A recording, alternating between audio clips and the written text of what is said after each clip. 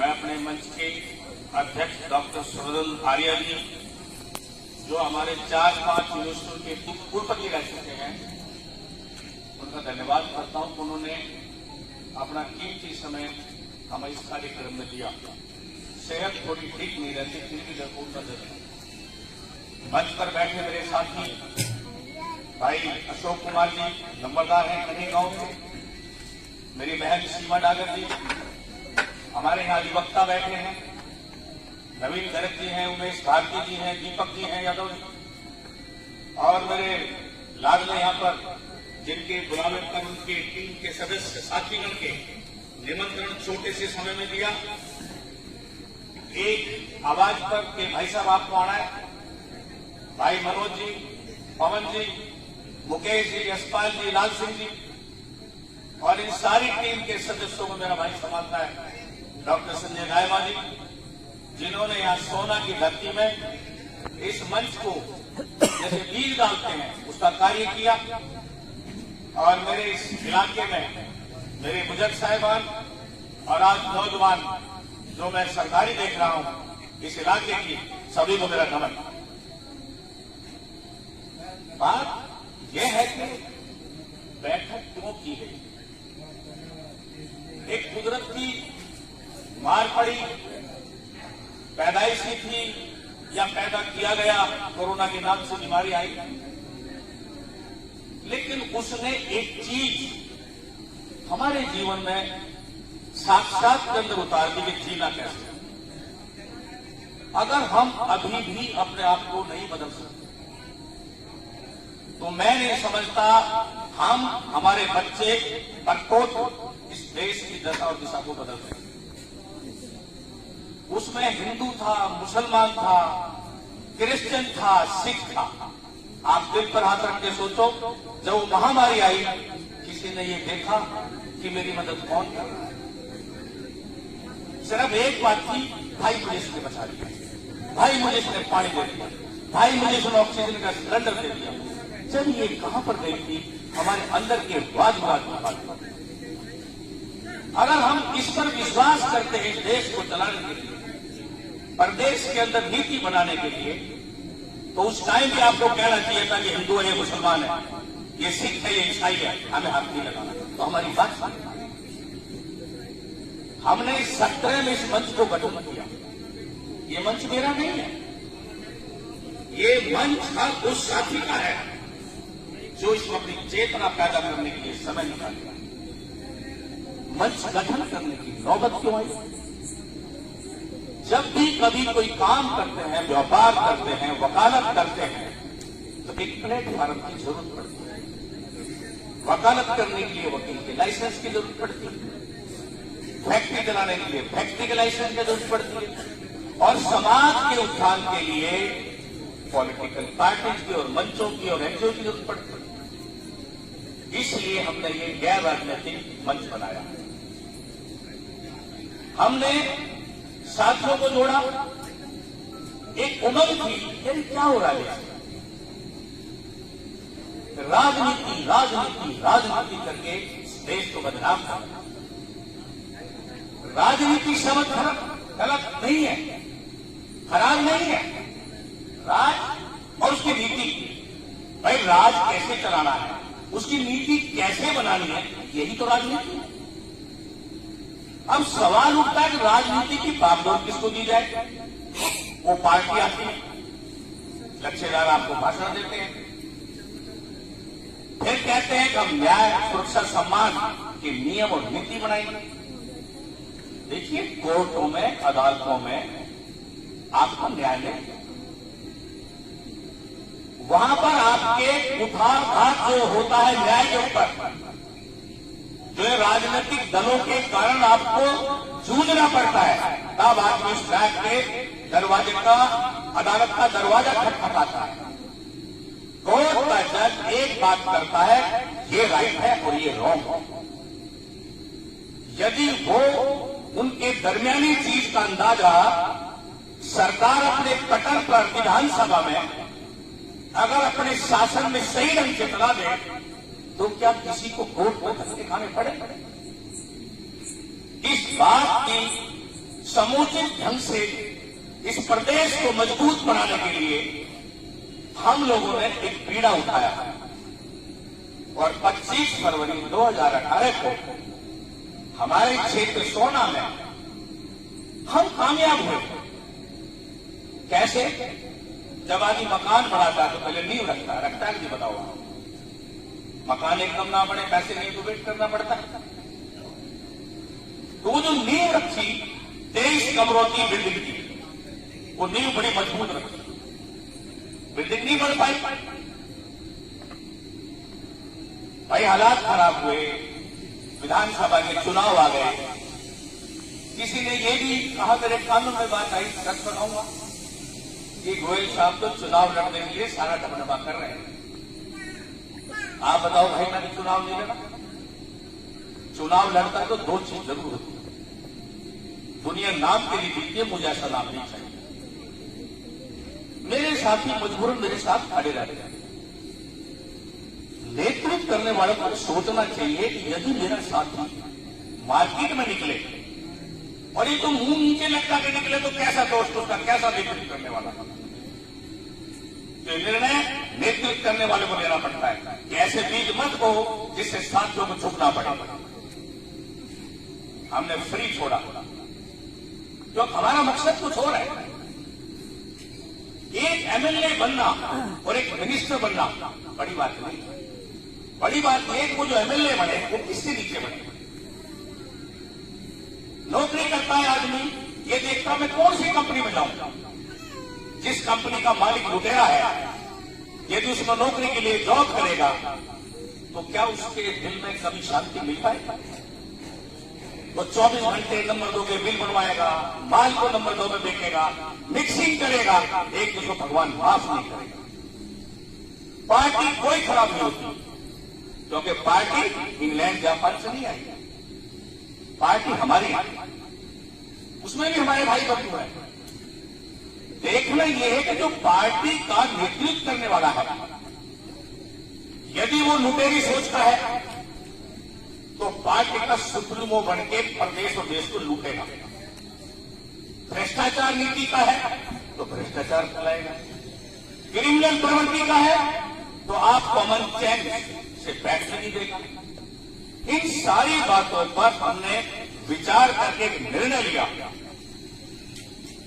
जो रैली हुई, डॉक्टर साहब याद है, हम 18 दिन घूमे थे संजागाबाद, और हमने सोचा 20-20 आदमी गांव में गैंग हम ले आए और 2-2,500 आदमी आ जाए तो हमारी सभा सफल हो जाएगी। हमारे डॉक्टर साहब ने कहा, वशिष्ठ जी अगर 1500 भी आदमी आ गए तो हमारी पहचान हो जाएगी। मैं क्या प्रयास करते हैं। हम जिस गांव में गए, यकीन मानना, एक घासियाना गांव है, हमारे ऊपर है, पीपा का है, पाटू का है। वहां बुजुर्गों ने कहा, हमें भाई वे सेठ जी तो पतो ना आई तो ये कहा चुन मुंच बनाया हुआ, पर एक बात समझ में आ गया, तू कुछ करा को। अरे तू 20 आदमी की बात कर रहा, सिटी का गांव आएगा। हमारी हिम्मत बढ़ी और उस प्रांगण में चौधरी देवीलाल स्टेडियम में जो भीड़ आई, जन सैलाब उभरा सामने, उससे एक नींव पक्की हो गई। ये बात, एक जैसे आदमी कोई पौधा लगाता है, खेती करता है, अगर उसको इनकम हो जाए, उसकी आबादी उसकी आंखों के सामने फल फूल जाए तो उसको खुशी होती है। फिर ये कोरोना की मार पड़ गई। जो हम कर सकते थे हमने किया। एक नेता अभिनेता को इतना नहीं समझना चाहिए वो खुदा से ऊपर है या ईश्वर से ऊपर है या वो भगवान है। फर्क इतना है, एमएलए अगर पार्टी का है तो सीधे तौर पर फोन उठा करके मुख्यमंत्री से बात कर सकता है। इसके लिए सिस्टम बनाया है। हमारी बात सरकार नहीं छोड़ेगी तो हम 500 आदमी 50 आदमी इकट्ठे होकर के उसके कानों तक जो जुड़े रहेंगे उसको बात को पहुंचाएंगे। इतना ही तो फर्क है। हम लोगों ने इनको वॉइस फायर के ऊपर बना दिया। आज मैं देख रहा हूं टोल के ऊपर आयोजन मीटिंग होती है। आप एक बात बताओ, जब ये जनता ने विधायक छोड़ा, हमारे यहाँ का मेंबर पार्लियामेंट छोड़ के केंद्र में भेजा, आज वो केंद्र का वजीर है। तो इन दोनों के होने के बावजूद क्या हमारी जनता को रोड पा करके ये भीख मांगने की तरह हड़ताल के लिए मजबूर करना अच्छी बात है? इनका काम क्या है? तनख्वाह ये लेते, पेंशन ये लेते, और जो हमारा एक बच्चा बड़ा होकर के इस देश का प्रहरी बनता है, अपना बलिदान देकर उनके बच्चे रो रहे हैं, उनको एक पेंशन मिलती है, और इन शेर के बच्चों को जो जितनी बारे में रहता है उतनी पेंशन लूट रहा है। कौन बदलेगा इसका? दक्षिण हरियाणा कितनी हमारी सरकारें बनी, मैं 1966 की बात कर रहा हूं, आज मेरे ख्याल 55 साल होने जा रहे हैं। दक्षिण हरियाणा की सरकार आप पढ़ ले, उठाओ इतिहास के हरियाणा के। कांग्रेस की आई, लोकदल की आई, जनता पार्टी की आई, आज मौजूदा सरकार आई, दक्षिण हरियाणा के विधायकों ने सरकार बनाई। इनकी सोच इतनी है, सिर्फ समझौता सारा भाई कोई मांगना पड़ेगी, जो तो उसको ज्यादा सोचा ही नहीं।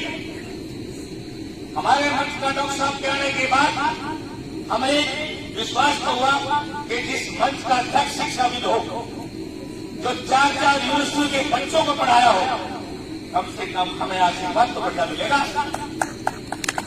हमें कोई गलत रास्ते पर जाने से भटकाएगा, भेजेगा, तो डॉक्टर साहब के होते हुए गलत काम नहीं कर सकते। आज भी निकल टिकट हमारी जिंदा, ये नहीं हमेशा रहता है। अरे कुछ ऐसे काम करो कि लोग जाने के बाद याद करें। गांव में कहते थे सरपंच बढ़िया बना दो, किसी भी जाति का हो, भाई इसको बना दो। क्यों बना दो? जब तो जाति की बात नहीं। और जिन्होंने जाति पर चाहे पार्षद चुना, चाहे सरपंच चुना, चाहे विधायक चुना, जैसे हम रोक ला रहे हो ऐसे ही आगे बढ़ते हो। तो हमें इस व्यवस्था को बदलना है। हमने 350 पर कॉन्फ्रेंस आप जैसे लोग मांगने चाहिए। भाई हाथ उठा के बोलो हमें पाकिस्तान साथ देते हो, तो हमारी आज से शुरुआत होगी। ये नौजवान साथी बैठे हैं, आप अकेला मत समझना, आप क्रीम हो, क्रीम जैसे दूध में क्रीम होती है। एक आदमी सिर्फ 2 आदमी की कसम खा लेता, एक लेफ्ट का और एक राइट का, मेला बन जाएगी। मैंने कहा सीमा जिले के फूल की माला बनेगी। और मैं कहता हूं मेरे यहाँ 16 साल से 30 साल तक के जो यंगस्टर्स हैं, ये दक्षिण हरियाणा की एक बेला की माला बना दो।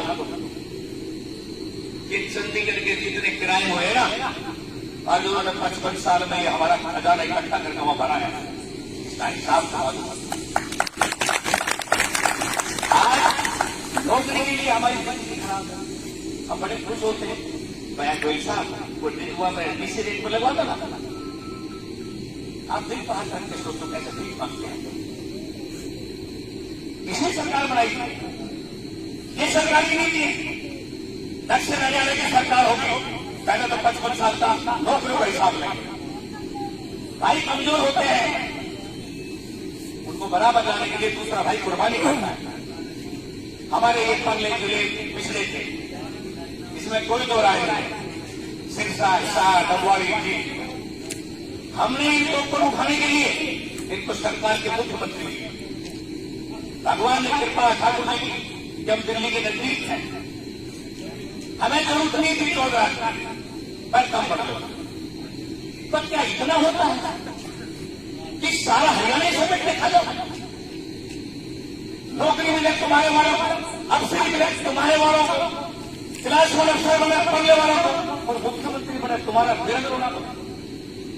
खजाना भरे हरियाणा का, गुजरात में फ्री में बांटेगा और लूट के खाओ आप लोग। अरे कुछ तो भगवान को जवाब दो यार। ये दक्षिण हरियाणा की जनता जिस दिन जागरूक हो जाएगी, आपको बताता हूं 3 सीमाओं पर केंद्र की सरकार के हरियाणा लगता है, उनको भी सोचने पर मजबूर होना पड़ेगा कि हरियाणा प्रदेश की अंदर बंद करो। लेकिन जब मुख्यमंत्री बोलने वाला हो, प्रशासन के अधिकारियों से काम करने वाला हो, आपको जरूरत पड़ेगी कि पहले में लगते खड़े हो। नौकरी की नीति बनाएंगे, लेकिन इसके लिए हमें 23 नौकरी चाहिए, 23 वकील चाहिए जो आपकी वकालत करें, उस पंचायत में बैठ के चंडीगढ़ में, उसके लिए आपसे गुहार लगाने आए। आज हमारी पहली बैठक है नौजवान साथियों के साथ। अब हम धीरे धीरे हम हर हल्के में जाएंगे, प्रयास करेंगे, लोगों को चेतना पैदा करके जगाएंगे। देखिए, पूरी देश की सेना की नौकरी में भी दक्षिण हरियाणा का सबसे बड़ा योगदान है।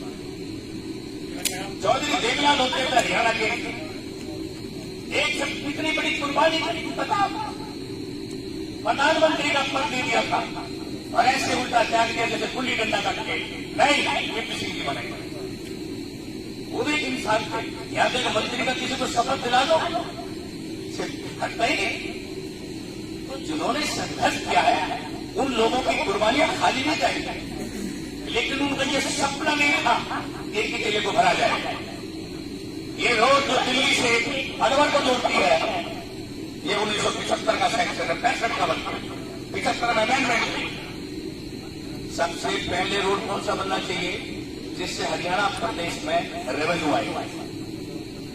उस रोड को तो तुमने बढ़ाया नहीं। वो सारे खजाने का पैसा निकाल के रोहतक और सिरसा और भिवानी जोड़ क्या जोड़ी थी? आज हमारे यहाँ मेवात में रोड होते, वेयर हाउसिंग बनते थे, जो अब बनाने उतरे। ये कुछ बातें हैं जो सरकार के पटल पर बैठ के ही निर्णय होगा। और भाई देखो, जिस मंच का, जिस परिवार का, जिस इलाके का और जिस हल्के का आदमी नेतृत्व करने वाला ईमानदार होगा, वो तरक्की के रास्ते पर चलेगा, उसको कोई रोक नहीं सकता। परमात्मा की मेहर होगी।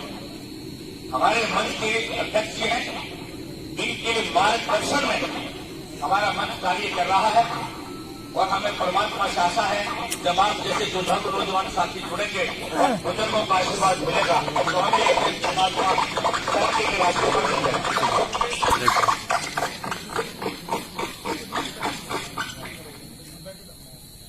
मैं आप लोगों के बीच आज इसलिए आया हूं कि कोरोना के बाद अपने परिवार के अंदर बैठ के इस बैठक को आपको समर्पित करूं। और जब परिवार मजबूत होता है तो उसके निर्णय को और उसके भविष्य को कोई नहीं रोक पाता। आज प्रदेश की जो सीमा है, जो न्याय सुरक्षा सम्मान है, किसी से छुपा नहीं है। जितने नेता हैं, पक्ष के हैं या विपक्ष के हैं, चंडीगढ़ से चलते हैं या अपने घरों से चलते हैं तो दो जगह का रुकते हैं, या गुड़गावा और या फरीदाबाद। क्यों भाई? जींद में क्यों नहीं जाते? रोहतक में क्यों नहीं जाते? तुम्हारे पास इतना समय कहां से आ गया? आज कारपोरेशन रोड बन रही है, लोग कह रहे हैं बहुत अच्छी बात है, पर रोड कितने की बन रही है ये जरूरी बात है। जो रोड 500 किलोमीटर की या 5 किलोमीटर की 10 करोड़ से 500 करोड़ की बननी चाहिए, वो बन रही है 100 करोड़ से 5000 करोड़ की।